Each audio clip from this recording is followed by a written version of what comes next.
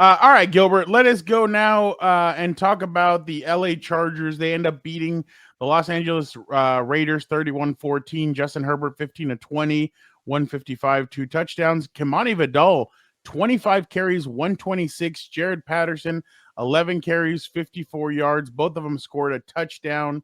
On the other side, Gino 18-23, 165, 2 touchdowns, 1 pick.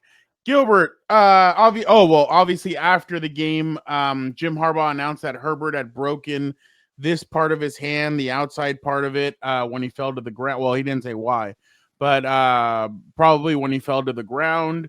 Herbert did say he had a cast on it, and then Dan and I kind of zoomed into it yesterday. He had this part taped like this, and he had his fingers kind of separated. So as of right now, I think right now he's having surgery on that hand. They fully expect him to play. Oh, no, sorry. They expect he's going to prepare as if he's going to play. Jim said today that Trey Lance is also going to get some work in this week. Dr. Chow, obviously, we all know. He said on Twitter that, from what I saw in his video, he said the quack himself said that that he thinks Herbert will be better than what he was yesterday in the game. He said playing like that with it broken is tough.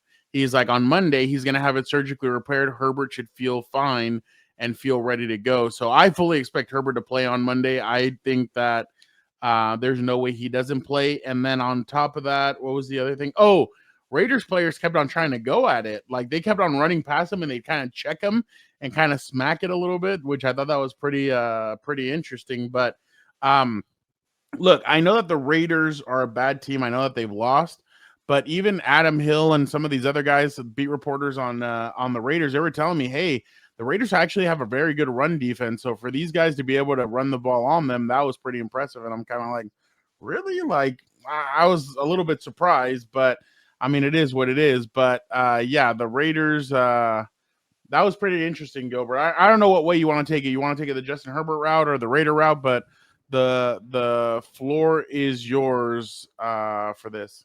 Yeah, I couldn't care less about the Raiders right now. They are doing what they're supposed to do, tanking, losing games, and then fire Pete Carroll at the end of the year, and then we'll move on.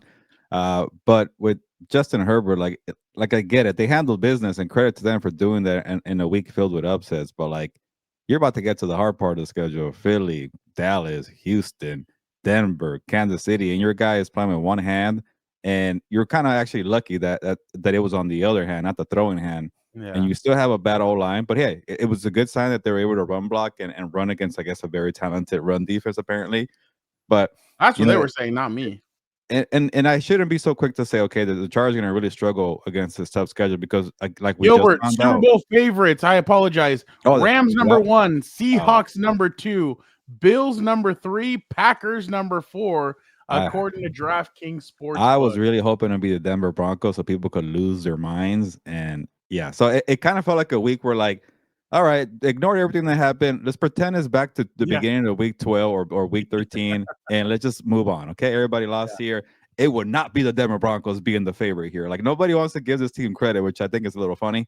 But going back to the Chargers, I can't just assume loss, or like they're going to beat a couple of these teams. It's just, I don't know which and which order. Would it be enough to make the playoffs? And at this point, you probably need to have, like, Dan wants 11 wins. That's probably the minimum to get 12. I think 2 more. 2 more. I think 10. I think 10 gets them in. I don't know, because you might get 3 teams from the AFC South. The Chiefs are not fully dead yet. And I know the Ravens and the Steelers stink, but what if they win 3 out of 4 or whatever, 4 out of the last 5? I think Houston's going to put the final nail in that Chiefs coffin this weekend. Okay, well, that kind of still... They're saying that Simmons and what's his name are not going to play his tackles. I just don't see 10 wins being enough. Like, that means you're saying Indianapolis is going to completely fade and go 2-3 then the rest of the way. What have they done though? But also the Chargers lost a tiebreaker to Indy. Say they go 2-3, they're not going to go. No, but the Chargers have the 1-4. But it's head to head. Say they're 7. They're fighting for 7. They go head to head.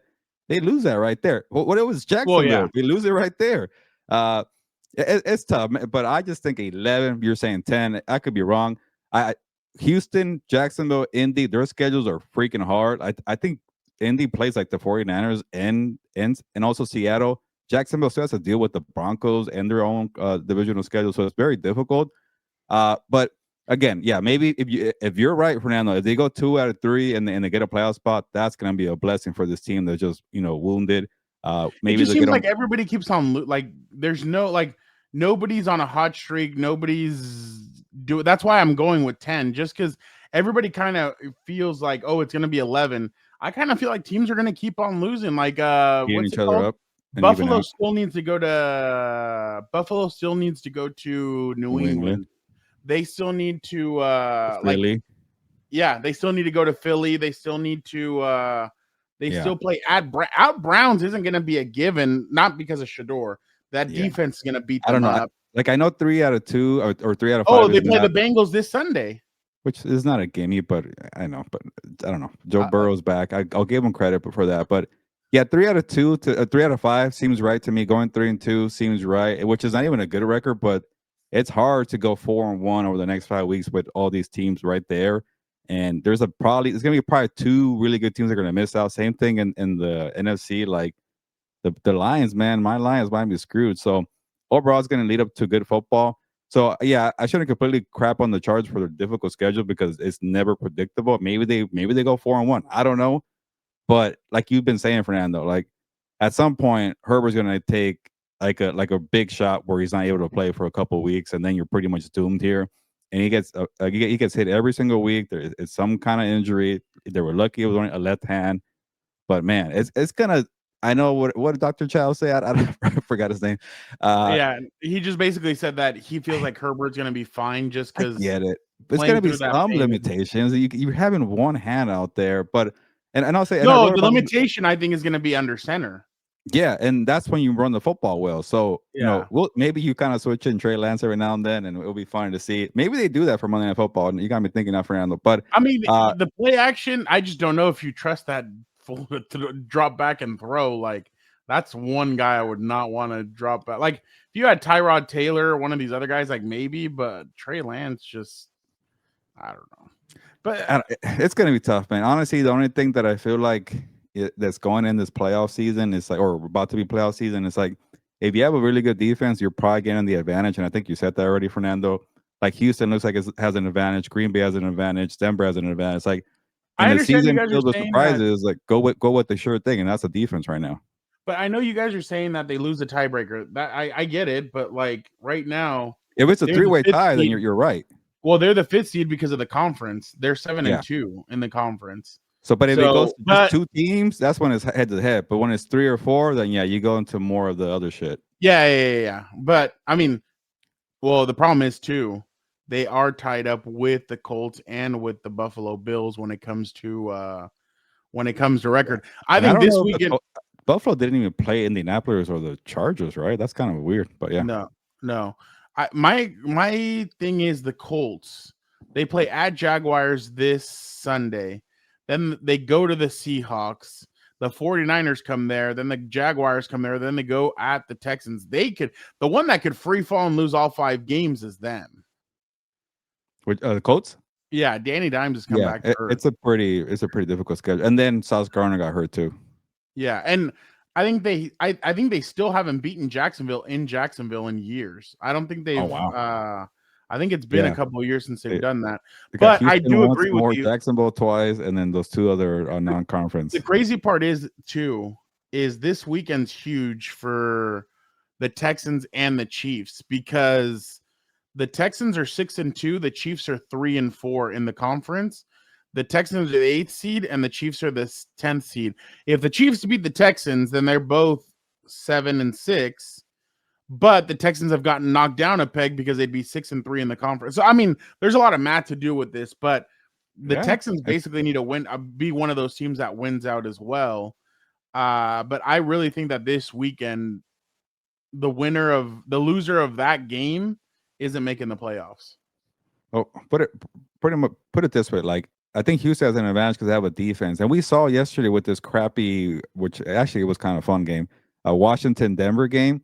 like Bonus couldn't do anything, but they kept having a good defense to like, okay, you're gonna win by 1 point, 2 points, 3 points, doesn't matter. You're gonna find a way to win. And I think that's what Houston has too right now. And Yeah. they have 2 crappy games, one against Arizona, one against the Raiders. That's 2 victories right there. That's 9 wins at least. So they have to go, maybe win 2 out of 3 against the good teams, and I think they could do it. But yeah, you're right. 4 out of 1, 4 out of 5. We're doing all the math here. It's pretty hard, but they have 2 gimmies, I feel like. But again, the Rams just lost to the Panthers. Yeah. Well, I mean, the Cardinals are playing. They're both playing at Houston. So yeah, I can see that defense just bailing out the offense, and okay, let's call it a day and get a couple of victories here. Yeah, I'm just, man, the math of it all. I find it hard for Jim Harbaugh's club to lose 5 in a row. So I'm not going to go that route. No way. But I see 3-2 or 2-3 the next 5 weeks. I see more 2-3 than I see 3-2. And you say that's enough, which I think it's pushing it, but you never know. But I think enough, like 7th seed enough. Like you just barely got in. The only thing is that they're kind of might get to Denver in the first round. That'd be fun. They're waiting for their outlier. They're waiting for Justin Herbert underwent successful surgery today. Okay. That's all. Yeah, they just tweeted it out. Okay. The thing is that they're waiting for Omarion. I kind of feel like Omarion might be able to stabilize some stuff, but I'm interested to see what he looks like because Philly's run defense was terrible last Friday. Philly's run defense has been terrible the last few weeks. Point. So I feel like that's what they're going to try and do. But the thing is, if Herbert can't go under center, then how? Like, are you really going to run the ball from shotgun? Like, they're just gonna crowd the ball. Put Lance, man. Put Lance for a little bit. See if that works. Just run the football. Yeah, you're gonna throw much, I guess. But so like every time, so like I had said that yesterday, and somebody looked at me like if I was nuts. So anytime you're gonna go under center, you bring him in. It's gonna be predictable, but yeah, maybe don't do it like in that kind of way where it's just like he gets a full series, so you don't know if you're gonna drop back or run the football. But I don't know. I do want to see something creative though. They called it to stabilize a fracture in his left hand. Stabilizing a fracture. Interesting. I don't know. It's going to be an interesting game. I think yesterday they blitzed a lot more.